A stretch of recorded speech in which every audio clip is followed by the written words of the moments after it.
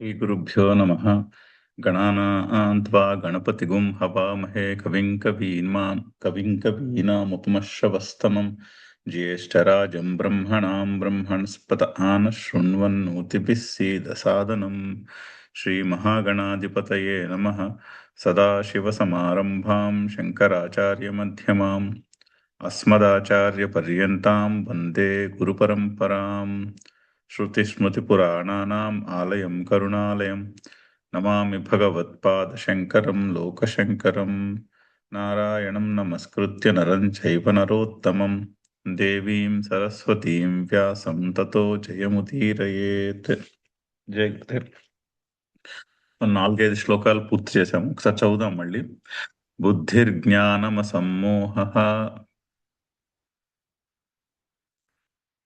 క్షమా సత్యం దమః శమః సుఖం దుఃఖం భావో భయం చాభయమేవ చ అహింసా సమతా తుష్టిః తపోదానం యశో యశః భవంతి భావా భూతానాం మత్త ఏవ పృథగ్విదాః. ఈశ్వరుని యొక్క విభూతులు చెప్తున్నారు. వైభవం అంటే ఈశ్వరుని గుర్తించడానికి తేలిగ్గా ఉండేటటువంటి చోట్లు ఎక్కడెక్కడైతే ఈశ్వరుని యొక్క వైభవం మనం తేలిగ్గా గుర్తించగలుగుతామో అవి చెప్తున్నారు. అయితే అవి అధ్యాత్మంలో చెప్తున్నారు. ఫస్ట్ మనలో చెప్తున్నారు. మనలో ఉండేవి చెప్తున్నారు. అంతటా కూడా ఈశ్వరుడే వ్యాపించి ఉన్నాడు. ప్రతిదీ ఏది తీసుకున్నా కూడా అది ఈశ్వరుని యొక్క తత్వమే ఆ విధముగా భాషిస్తున్నది, ఆ విధముగా ఉన్నట్టు అనిపిస్తున్నది అక్కడ. కానీ కొన్ని చెప్తే అది గుర్తించడం తేలిక. అలాగా అధ్యాత్మంలో ఈశ్వరుని యొక్క విభూతులు, మనలో ఉండేటటువంటి విభూతులు, ఈశ్వరుని యొక్క విభూతులు చెప్తున్నారు. అది 20 విభూతుల లిస్ట్ చెప్పారు ఇక్కడ.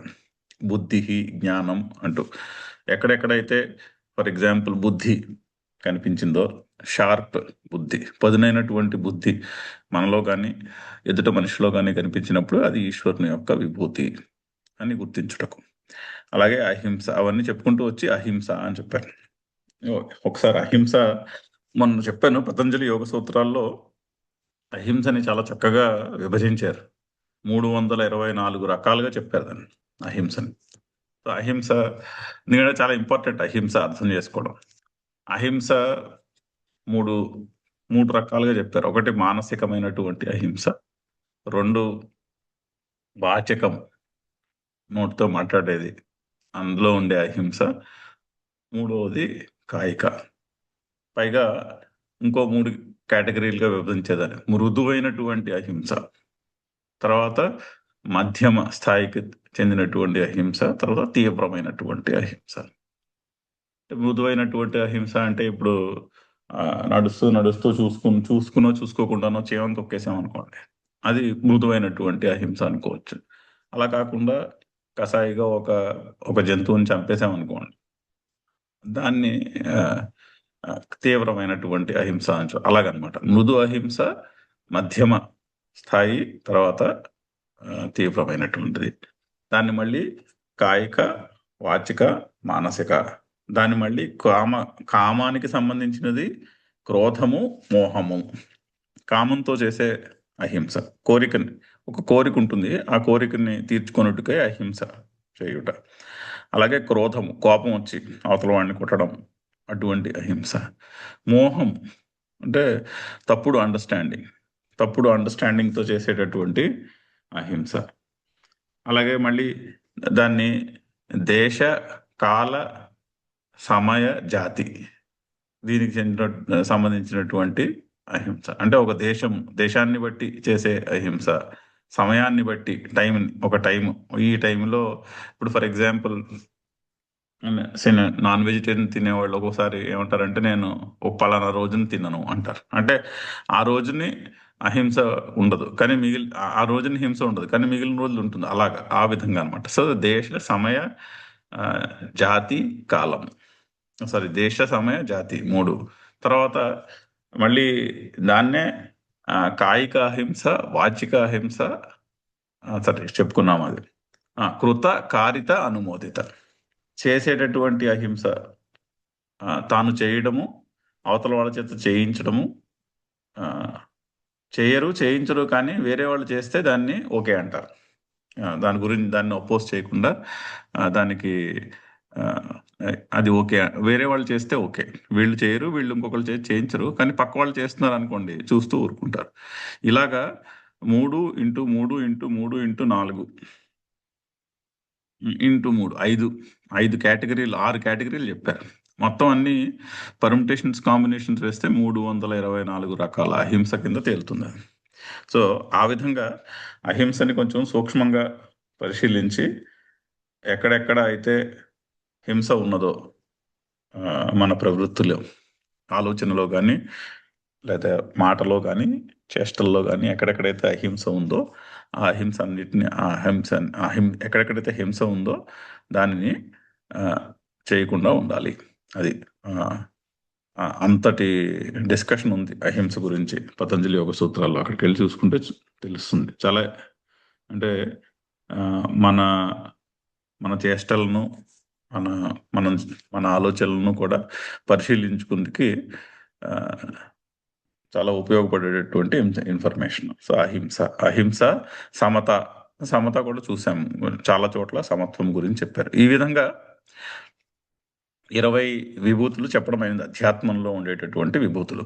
ఇక పైన అధిభూతము, అధిదైవములు కూడా విభూతులు చెప్తారు ఈ చాప్టర్లో. సో ఫస్ట్ అధ్యాత్మము, తర్వాత అధిభూతము, అధిదైవం గురించి చెప్తారు. చదువుదాం 6వ శ్లోకము. మహర్షయ సప్త పూర్వే చత్వారో మనవస్తథా మద్భావా మానసా జాత ఏషాం లోక ఇమా ప్రజాః. ఇంకా ఇప్పుడు భూతంలో కనిపించే వాటి గురించి, అది దైవంలో కనిపించే వాటి గురించి చెప్పవాలి. అంటే ఎదురుకుండా ప్రపంచంలోనే ఆ దేవతల్లోనూ కూడా విభూతులు చెప్పవలసి ఉన్నది. అందులో మొట్టమొదటిది ఇది మహర్షయ సప్త పూర్వే చత్వారః మనవః తథా మద్భావాః మానసా జాతాః ఏషాం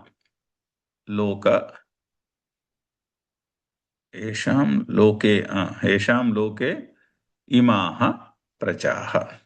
లోకే అది ఏకారం లోపించింది సంధిలో, లోకే ఇమాః ఉంది కాబట్టి ఆ ఏకారం పోయి లోక ఇమాః అని వచ్చింది శ్లోకంలో.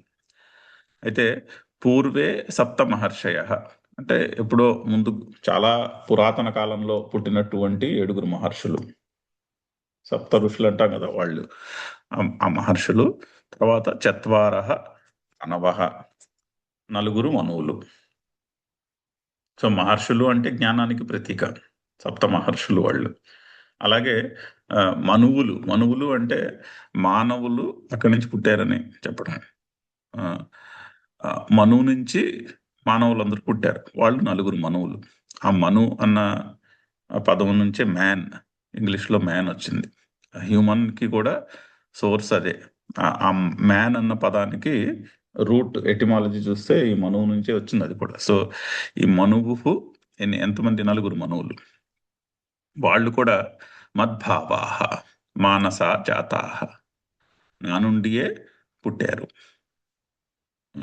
ఎలా పుట్టారు? మరి పుట్టారంటే మరి దేవునికి భార్య ఉండాలి కదా అంటే కాదు. మానసా జాతాః, దేవుని యొక్క సంకల్పము చేత మనస్సు నుండి పుట్టారు అని చెప్పడం. ఏషాం లోకే, ఈ లోకమునందు ఎవరి నుండి అయితే ఈ లోకములో ఇమాః ప్రజాః, ఈ జనులందరూ పుట్టారు. అంటే మిగిలిన ఈ ప్రపంచంలో కనిపించే ప్రాణులందరూ కూడా ఆ 4 మనువుల నుంచి పుట్టారు. అయితే ఈ 4 మనువులు ఎక్కడి నుంచి పుట్టారు? నా నుంచియే పుట్టారు. ఏ విధంగా పుట్టారు? మానసా జాతాః, నా మనస్సు నుండి పుట్టారు. పరమాత్మ యొక్క సంకల్పం చేత ముందు ఆ 4 పుట్టారు, ఆ తర్వాత మిగిలిన జీవులందరూ పుట్టారు అని చెప్పడం, ఆ క్రమము చెప్పడానికి. ప్లస్ మహర్షయ, 7 మహర్షులు పూర్వీకులు. సో అయితే ఈ ప్రాణికోటి అంతయు కూడా నా నుండియే ఉద్భవించినది అని చెప్పడం అదొకటి. మద్భావాహ అంటే ఇంకొక విధంగా కూడా చెప్పుకోవచ్చు. అంటే వాళ్ళ మనస్సు అంతా కూడా నేనే నిండి ఉన్నాను. ముందు పుట్టినటువంటి 7 మహర్షులు, 4 మనువులు, వాళ్ళందరూ కూడా వాళ్ళ మనసులో కూడా నేనే ఆహ్, నిండి ఉన్నాను అని చెప్పడం. ఈశ్వరార్పణ బుద్ధితో వాళ్ళు పనులందరూ అన్ని పనులు చేశారు అని. మనకి ఆహ్, మొట్టమొదట్లో భగవద్గీత యొక్క ఇంట్రడక్షన్‌లో శంకర్లు ఫస్ట్ మొత్తం గ్రంథానికి ఇంట్రడక్షన్‌లో చెప్పారు. 2 ధర్మాలు, ప్రవృత్తి ధర్మము, నివృత్తి ధర్మం. ప్రవృత్తి ధర్మాన్ని నివృత్తి ధర్మము అని 2 రకాల ధర్మం ఉన్నది. ఆ 2 రకాల ధర్మాన్ని కూడా మనకి తెలిసేటట్టు చేయడానికి ఒకటేమో సనక సనందాదులు మహర్షులు పుట్టారు. మహర్షులు పుట్టి వాళ్ళు జ్ఞానాన్ని, నివృత్తి మార్గాన్ని ఆహ్, చెప్పారు. అలాగే మనువులు పుట్టి వాళ్ళు ప్రవృత్తి మార్గాన్ని చెప్పారు. ప్రవృత్తి అంటే ఎక్స్‌టర్నల్ యాక్షన్, నివృత్తి అంటే అంతర్ముఖమై ఉండుట. ఈ 2 ధర్మాలున్నాయి. ఈ రెండిటిని కూడా ఆహ్, అందరికీ తెలియజేయడానికని సనక సనందాదులు మొదలగు మహర్షుల్ని పుట్టించాడు ఆ పరమాత్మ. ఆ తర్వాత మనువుల్ని పుట్టించాడు. మనువులేమో ప్రవృత్తి మార్గంలో ఉన్నారు అని చెప్పారు. అయితే ప్రవృత్తి మార్గము, నివృత్తి మార్గము ఈ 2 కూడా నా నుంచియే ఉద్భవించినవి అని చెప్పడం ఇండైరెక్ట్‌గా ఇక్కడ. అందులో ఉన్నటువంటి ఎసెన్స్ అది. ఆ విధంగా మనం దీన్ని ఆహ్, ల లౌకికంగా లేదా పౌరాణికంగా ఇంటర్ప్రెట్ చేసుకోవాలంటే ఆహ్, ఈ శ్లోకం యొక్క అర్థం అది. మొట్టమొదట్లో పుట్టినటువంటి జ్ఞానులు ప్లస్ నివృత్తి మార్గాన్ని చెప్పినటువంటి మహర్షులు, జ్ఞానాన్ని చెప్పినటువంటి మహర్షులు, ప్లస్ ప్రవృత్తి ఎక్స్టర్నల్ యాక్షన్‌ని అందరికీ చేసినటువంటి మనువులు. వాళ్ళందరూ కూడా వాళ్ళ మనస్సు నిండా నేనే నిండి ఉన్నాను. ఒకటి, 2 వాళ్ళు నా నుంచియే ఉద్భవించినారు అని చెప్పడం. అంటే మనం ఆ మహర్షుల గురించి తెలుసుకున్నామనుకోండి. ఇప్పుడు వశిష్ఠుని గురించి చదివాం. వశిష్ఠుని గురించి చదివినప్పుడు అదిగో అది ఆయన ఆ పరమాత్మ యొక్క విభూతి అని ఆహ్, అర్థం చేసుకుందుకి ఆహ్, ఈశ్వర తత్వాన్ని గుర్తించడానికి సూచన మనకి. అలాగే ఇప్పుడు ఈ రోజుల్లో ఉన్నటువంటి మహాత్ముల్ని కలిసామనుకోండి, వారిని చూసామనుకోండి, వారిని స్మరించుకున్నామనుకోండి, అదిగో వారు కూడా ఆ ఈశ్వరుని యొక్క విభూతియే. ఈశ్వరుడే ఒక మనిషి రూపముగా ఉండి ఉంటే ఆ విధంగా ఉంటాడు అని గుర్తించడం. అది విభూతి యొక్క ప్రయోజనము అది. ఇది మనము పౌరాణికంగా లేదా లౌకికంగా అర్థం చేసుకునేటటువంటి, బాహ్యంగా అర్థం చేసుకునేటటువంటి పద్ధతి. అదే అంటే అధిభూతములో అర్థం చేసుకునేటటువంటి అర్థం చెప్పుకుంటే ఈ శ్లోకానికి అలా వస్తుంది అర్థం. అలాగే దీన్ని అధ్యాత్మంలో కూడా అన్వయించుకోవచ్చు చక్కగా. ఎలాగా? సప్త మహర్షయః ముందు ఇప్పుడు మనం మెలుకువ వచ్చినప్పుడు ఫస్ట్ ఉన్నాను అన్న భావము, అన్న జ్ఞానం కలుగుతుంది. ఉన్నాను అని, నేను ఉన్నాను అన్న జ్ఞానం కలిగిన తర్వాత ఇంద్రియములు పనిచేయడం మొదలుపెడతాయి. ఇంద్రియ శక్తులు పనిచేస్తాయి. అయితే ముందు ఇంద్రియ శక్తులు పనిచేస్తాయి.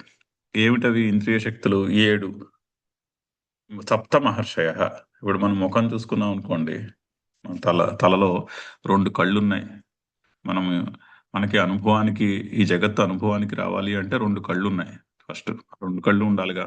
తర్వాత 2 చెవులున్నాయి. 2 ఆహ్, నాస నాసికా రంధ్రాలున్నాయి. 2 నాసికలున్నాయి. ఒక నాలికుంది మాట. సో, ఈ జగత్తుని మన అనుభవంలోకి తెచ్చుకుందుకి ముఖ్యమైనవి ఆహ్, పనిచేయాల్సినవి 7 ఉన్నాయి మన శిరస్సులో. 2 కళ్ళు, 2 చెవులు, 2 ముక్కులు, ఒక నాలిక. ఆ 7 మహర్షయః. ఎందుకంటే అవి జ్ఞానము మనకి అనుభవంలోకి రావాలి అంటే ఇవన్నీ పనిచేయాలి. అది జ్ఞానానికి ప్రతీక. సో, ముందు ఈ 7 పనిచేస్తాయి. తర్వాత చత్వారః మనవః మనవః అంటే మనస్సు, బుద్ధి, చిత్తము, అహంకారం. అవి చత్వారః మనవ మనః మనవః 4 మనువులు, మనస్సు, బుద్ధి, అహంకారం, చిత్తం. సో, ఆ తర్వాత అవి అవి పనిచేయడం మొదలుపెడతాయి. తర్వాత ఏషాం లోకే ఇమాః ప్రజాః. అక్కడి నుంచి ఈ మిగిలినవన్నీ కూడా ఈ జగత్తంతా కూడా అవన్నీ పనిచేస్తేనే కదా ఈ జగత్తంతా మన అనుభవంలోకొచ్చేది. ఇంద్రియ శక్తులన్నీ పనిచేయాలి.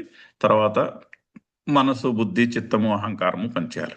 అప్పుడే ఈ జగత్తు మన అనుభవంలోకి వస్తుంది. అప్పుడే నేను పలానా చోటున్నాను. నా నేను నా ఇంట్లో ఉన్నాను. నా వాళ్ళందరూ ఇక్కడున్నారు. ఇది నాది. నేను నాది అనేటటువంటి ఆ జగత్ అంతా కూడా నామరూపములతో కూడుకున్నటువంటి జగత్తంతా కూడా అనుభవంలోకి వస్తుంది. లేతే అది మన అనుభవంలోకి రాదుగా. ఫస్ట్ ఇంద్రియ శక్తులు పనిచేయాలి. అవి మహర్షులకు ప్రతీక. మహర్షయః అన్నది ఇంద్రియములకు ప్రతీక.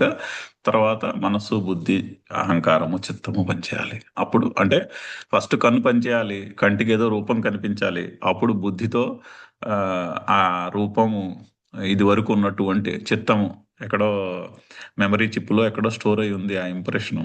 అది బుద్ధి ఆ ఇంప్రెషన్‌ని బయటికి తీసి మ్యాచ్ చేసి చెప్పాలి. ఇదిగో ఇది అని చెప్పి. అప్పుడు మనస్సుతో అది నచ్చింది, లేదు సుఖము, దుఃఖము అనేటటువంటి స్టాంపు పడాలి అందు మీద. ఇవన్నీ జరగాలిగా. ఇవన్నీ జరగాలి అంటే ముందు ఇంద్రియ శక్తులు పనిచేయాలి. తర్వాత మనస్సు, బుద్ధి, చిత్తము, అహంకారము పనిచేయాలి. అప్పుడు ఈ జగత్తు మన అనుభవంలోకి వస్తుంది. యశాం లోకే ఇమాః ప్రజాః. అందుకని అవన్నీ ఎక్కడి నుంచి పుట్టాయి?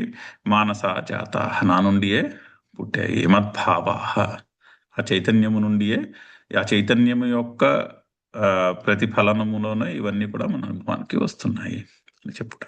సో, ఆ విధంగా ఈ శ్లోకాన్ని అధ్యాత్మంలో కూడా అన్వయం చేసుకోవచ్చు. అర్థం చెప్పుకోవచ్చుని చక్కగా. చదువుదాం భాష్యము. మహర్షయః సప్త భృగ్వాదయః. భృగు మహర్షి మొదలగువారు వాళ్ళు సప్త మహర్షులు. పూర్వే అతీత కాల సంబంధినః. పూర్వే అంటే ముందెప్పుడో ఎప్పుడో పుట్టారు. చాలా పురాతన కాలంలో పుట్టినటువంటి వాళ్ళు.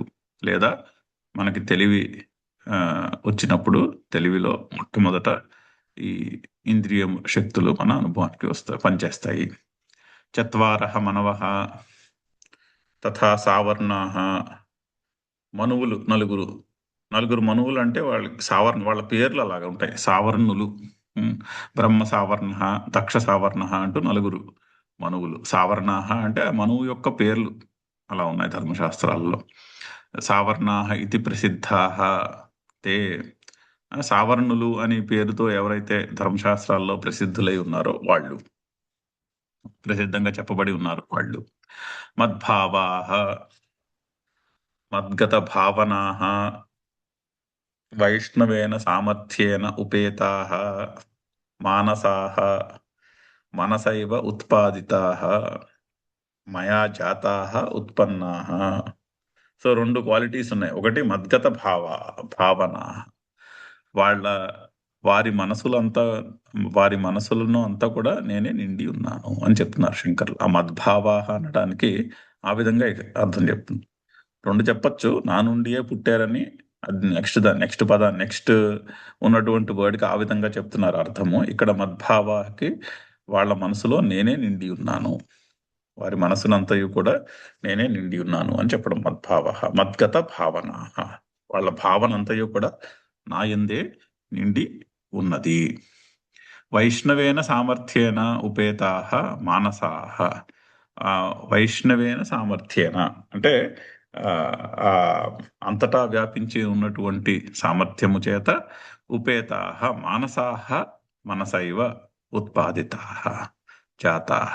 మనసా జాతాః అంటే మనస్సు చేతనే సృష్టింపబడినారు. సో ఈశ్వరుడే ఈ సృష్టిని చేసి ఆ సృష్టి అంతయు కూడా నేనే వ్యాపించి ఉంటాను అని సంకల్పించి ఈ సృష్టిని అంతటినీ కూడా వ్యాపించి సృష్టిలో అన్నింటినీ పుట్టించెను అని ఉపనిషత్తు యొక్క సృష్టి డిస్క్రిప్షన్. ఈ సృష్టి ఎలా జరిగింది అన్నదానికి డిస్క్రిప్షన్.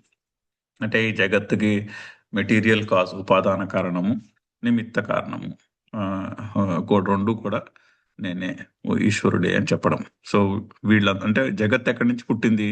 ముందు పుట్టినటువంటి మనువుల నుంచి జగత్తు పుట్టింది. ఆ మనువులు ఎక్కడి నుంచి పుట్టారు? నా నుండియే పుట్టారు అని చెప్పడం. ఏషాం మనూనాం మహర్షీణాంచ సృష్టి లోకే ఇమాహ స్థావర జంగమాహ ప్రజాః. సో ఏ మనువులకు, మహర్షులకు వారి యొక్క సృష్టి, వారి నుండి పుట్టినటువంటి ఈ జగత్తు, స్థావర జంగమమైనటువంటి ఈ జగత్తు అంటే కదిలేవి కదలనివి రెండిటి నుంచి కూడా రెండిటితోనే కూడుకున్నటువంటి జగత్తు.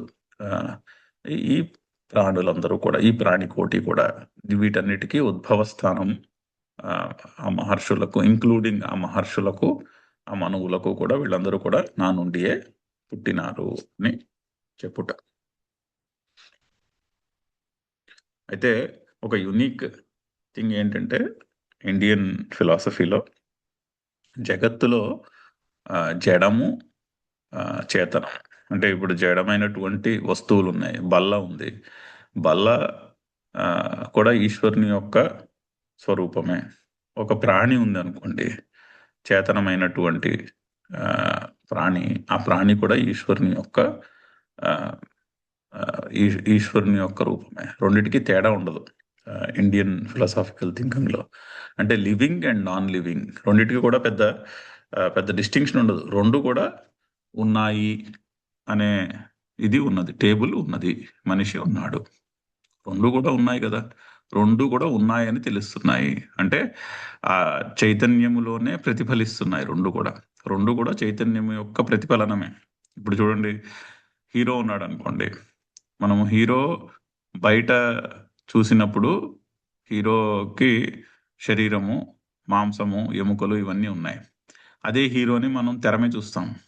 తెరమే చూసినప్పుడు అక్కడ శరీరం లేదుగా. అక్కడ సినిమాకి వెళ్ళి సినిమా స్క్రీన్లో హీరోని చూసినప్పుడు, హీరోయిన్ చూసినప్పుడు అక్కడ వాళ్ళకి శరీరం ఏం లేదుగా, కానీ హీరో ఉన్నాడని చెప్తున్నాం కదా. సో ఆ విధంగా పాయింట్ ఏంటంటే, జడమైన వస్తువు చరాచర జగత్ అంటారు. అందుకనే మనం ఎక్కడ చూసినా కూడా ఈ స్థావర జంగమము అనే పదం వస్తుంది. తర్వాత చరాచరము అనే పదం వస్తుంది. చరాచర జగత్తు అంటే కదిలే జగత్తు, కదలకుండా ఉండేటటువంటి జగత్తు. జగత్తులో ఉండే లివింగ్ అండ్ నాన్ లివింగ్ రెండు కూడా ఆ ఈశ్వరుని యొక్క స్వరూపములే. రెండుకి తేడా ఏమి ఉండదు వేదాంతంలో. అది ఒకటి యునిక్, గమనించవలసినటువంటి ఒక యునిక్ క్యారెక్టరిస్టిక్ డిస్క్రిప్షన్లో. జగత్తు యొక్క డిస్క్రిప్షన్ చెప్పినప్పుడు మనకి రెండు ఈక్వలే. రెండింటిని కూడా ఈక్వల్గానే చెప్తారు. స్థావర జంగమములు అంటే ఈ చరాచర జగత్తును అంతటికీ కూడా డిస్టింక్షన్ ఏమి ఉండదు. రెండింటికి ఒకటి తక్కువ, ఒకటి ఎక్కువ అనే డిస్టింక్షన్ ఉండదు. ఎందుకంటే రెండు కూడా ఆ ఈశ్వరుని యొక్క రూపమైనటువంటి చైతన్యములోనే మన అనుభవానికి వస్తున్నాయి. ఆ చైతన్యమే లేకపోతే రెండు అనుభవానికి రావు. అందుకని రెండు ఒకటే. అంటే జడము, చైతన్యము అనేటటువంటి డిస్టింక్షన్ అంత సిగ్నిఫికెంట్ ఏమీ కాదు ఇక్కడ. ఉత్తనే చెప్పుకోవాలి కాబట్టి చెప్పుకుంటాం. ఫిజిక్స్ కూడా అలాగే చెప్తుంది. ఇప్పుడు మ్యాటర్ అండ్ మైండ్ రెండు కూడా డిస్టింక్ట్ అని చెప్పరు. They cannot be separated. Science కూడా ఫైనల్లీ అనాలిసిస్ అక్కడికే వస్తున్నది. కాకపోతే వేదాంతంలో ముందు నుంచి కూడా అనాలిసిస్ అలాగే ఉంటుంది.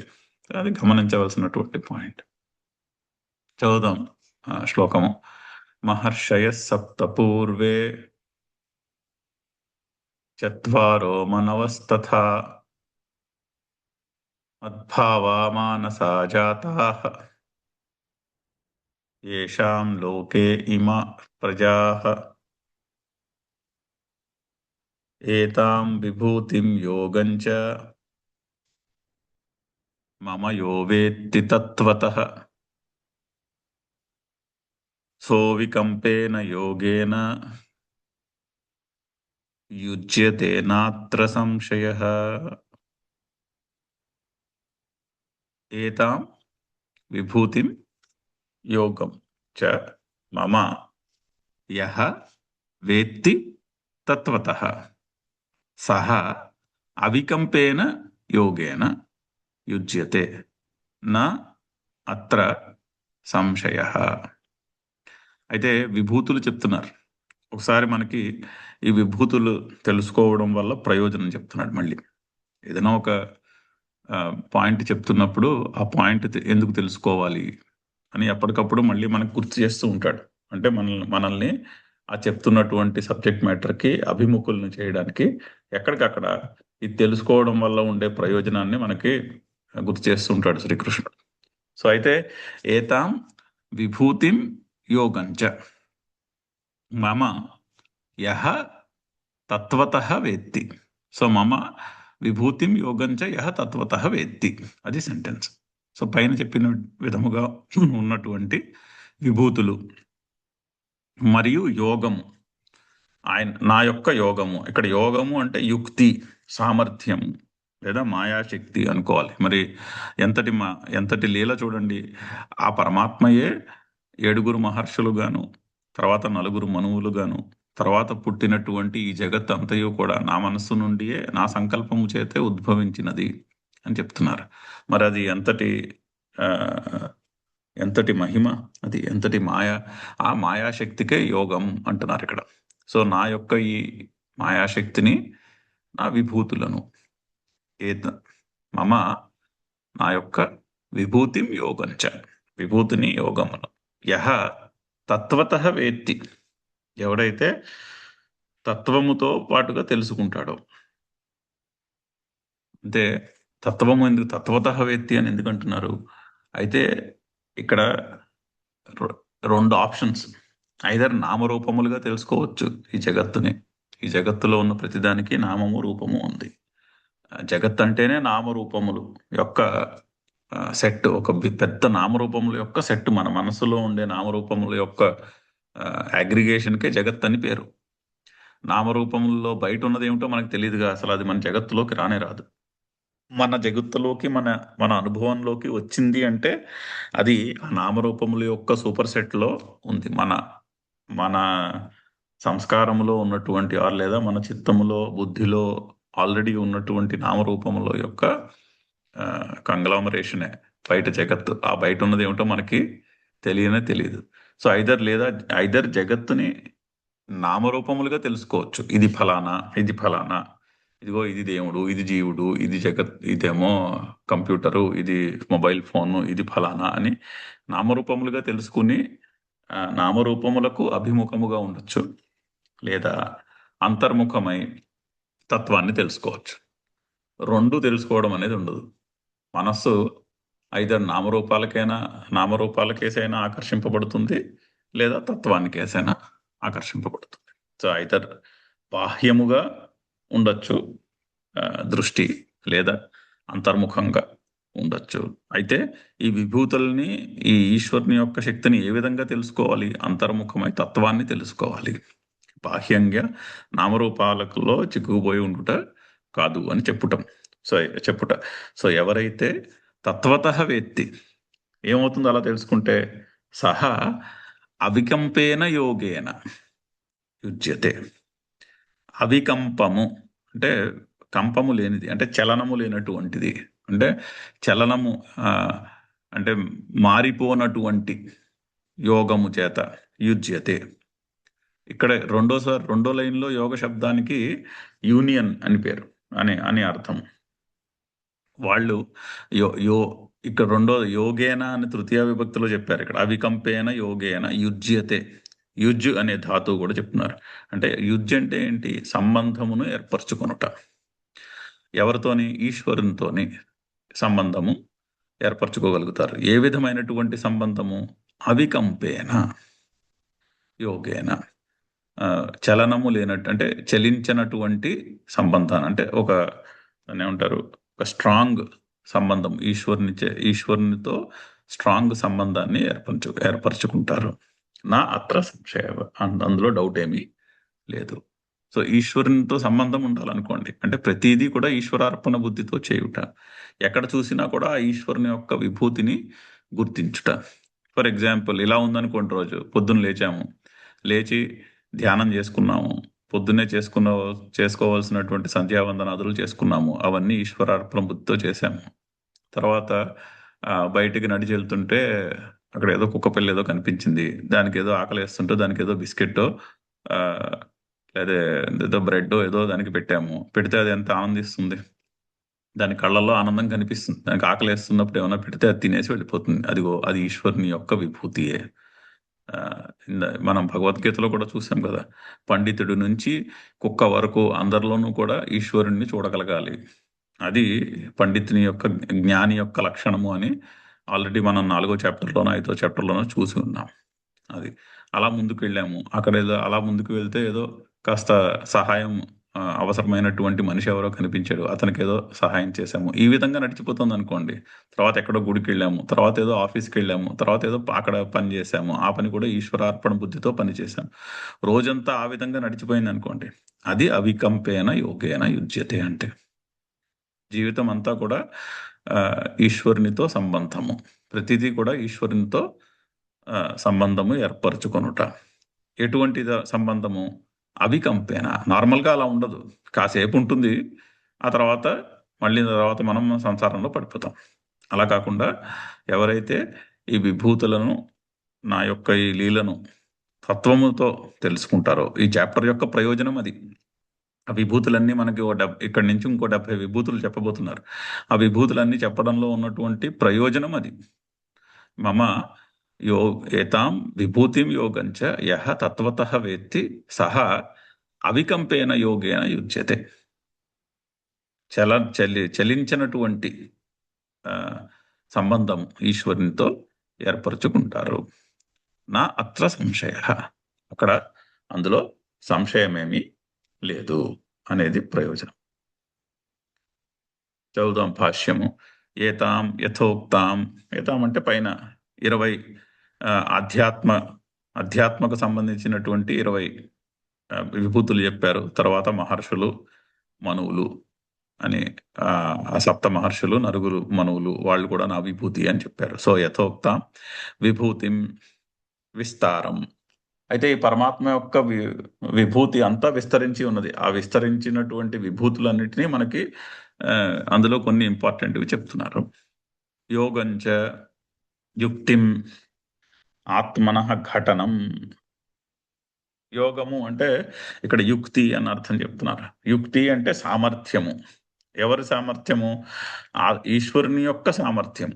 ఆత్మనః ఘటనం అంటే ఆ ఈశ్వరుని యొక్క లీల, దాని గురించి. అథవా యోగైశ్వర్య సామర్థ్యం, సర్వజ్ఞత్వం, యోగజం యోగ ఇత్యుచ్యతే. ఆ యోగ పదానికి ఇదే శ్లోకంలో 4 అర్థాలు ఉన్నాయి ఏకంగా. యోగ శబ్దానికి యుక్తి అనే అర్థం ఉంది, మొదటి లైన్లో వచ్చిన యోగ శబ్దానికి. రెండోది యోగైశ్వర్య సామర్థ్యం అంటే ఈశ్వరత్వము యొక్క సామర్థ్యము, ప్రభుత్వము. ఈ జగత్తంతా కూడా ఆ ఈశ్వరుని యొక్క ప్రభుత్వంలో నడుస్తున్నది, లార్డ్షిప్. ఆ లార్డ్షిప్ యొక్క సామర్థ్యం, అది యోగం అని చెప్తున్నారు. లేదా సర్వజ్ఞత్వము, అంతటా తెలిసి ఉండుట, అన్నీ తెలిసి ఉండుట. ఏ విధంగా సర్వజ్ఞత్వము? మనకి ఏది మన జ్ఞానములోకి వచ్చినా అది మన ఇంద్రియ శక్తుల ద్వారానే వస్తుందిగా. మనకి జ్ఞానేంద్రియాలు ఉన్నాయి. ఆ జ్ఞానేంద్రియాలు పనిచేస్తేనే, జ్ఞానేంద్రియాలు, మనసు, బుద్ధి ఇవన్నీ పనిచేస్తేనే మనకి అనుభవంలోకి వస్తుంది. సో ఏది అనుభవానికి వచ్చినా కూడా ఆ ఇంద్రియముల నుంచే వస్తున్నాయి. ఆ 5 ఇంద్రియముల్ని దాటి వేరొకటి మన అనుభవంలోకి రాదు. ఏది అనుభవంలోకి వచ్చినా ఆ 5 ఇంద్రియముల ద్వారానే వస్తున్నది. సో సర్వము కూడా ఆ ఇంద్రియముల ద్వారానే తెలుస్తున్నది. ఆ విధంగా సర్వజ్ఞత్వం. ఆ ఇంద్రియములు ఎలా పనిచేస్తున్నాయి అంటే మనలో హృదయంలో ఉన్నటువంటి ప్రకాశంలో పనిచేస్తున్నాయి. ఆ విధంగా హృదయంలో ఉన్నటువంటి ప్రకాశము సర్వజ్ఞత్వం, దానికి సర్వజ్ఞత్వము ఉన్నది. అలా అని చెప్పుకోవచ్చు. యోగ శబ్దానికి అర్థము యోగజం యోగ ఇత్యుచ్యతే. ఆ ఆ శక్తి నుంచి, ఆ సర్వజ్ఞత్వము నుంచి, ఆ ఐశ్వర్య సామర్థ్యము నుంచి పుట్టినది కాబట్టి యోగ అని చెప్పుకోవచ్చు. సో యోగ శబ్దానికి ఆ విధంగా అర్థం చెప్తున్నారు. అంటే ఆ పరమేశ్వరుని యొక్క లీల, ఆ మాయాశక్తి అని అర్థం. యోగ శబ్దానికి అక్కడ అర్థం మొదటి లైన్లో. మమ మదీయం యహ తత్వతః తత్వేన. యథావత్ ఇత్యేతత్. సో మమ వేత్తి, నన్ను తెలుసుకున్నాడు, నా యొక్క ఈ విభూతులను, ఈ యోగాన్ని, ఈ శక్తిని తెలుసుకున్నారు. ఎలా తెలుసుకున్నారు? తత్వేన. తత్వేన అంటే యథావత్, ఉన్నది ఉన్నట్టుగా, అంటే నామరూపములకి అటాచ్ అయిపోకుండా తత్వాన్ని తెలుసుకునుట. సహా అవికంపేన అప్రవిచలితేన, అవిచలితేన అంటే చలనము లేకుండా ఉండేటువంటి అవికంపేన అన్న పదమునకు అలా అర్థం చెప్పారు చక్కగా. చలించిపోకుండా అని అని అర్థం. యోగేన సమ్యక్ దర్శన స్థైర్య లక్షణేన. ఈ రెండో లైన్లో యోగ శబ్దానికి సమ్యక్ దర్శన స్థైర్య లక్షణము అని చెప్తున్నారు అర్థం. సో మొదటి లైన్లో యోగ శబ్దానికి ఈశ్వరుని యొక్క మాయాశక్తి అని అర్థం చేసుకోవాలి. రెండో దాంట్లో వికంపేన సహ అవికంపేన యోగేన, చలనము లేనటువంటి సమ్యక్ దర్శన స్థైర్య లక్షణేన.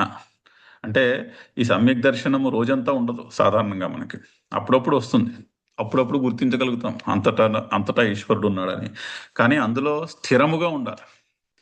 సమ్యక్ దర్శన స్థైర్య లక్షణేన, స్థిరముగా ఉండేటటువంటి సమ్యక్ దర్శనము, అది యోగము. ఎటువంటి యోగము? అవికంపేన యోగేన అంటే అర్థం అది. చాలా చక్కని ఎక్స్ప్లెనేషన్. అవికంపేన యోగేన అంటే సమ్యక్ దర్శన స్థైర్య లక్షణేన, సమ్యక్ దర్శనములో స్థిరముగా, ఆ సమత్వము అనే పర్స్పెక్టివ్లో, అదొక పర్స్పెక్టివ్ దర్శనం, అది ఈ సృష్టిని, ఈ జగత్తుని చూసేటటువంటి పర్స్పెక్టివ్. అంతటా కూడా సమత్వమును దర్శించగలిగేటటువంటి సామర్థ్యంలో స్థిరముగా ఉంట, సమ్యక్ దర్శన స్థైర్య లక్షణే.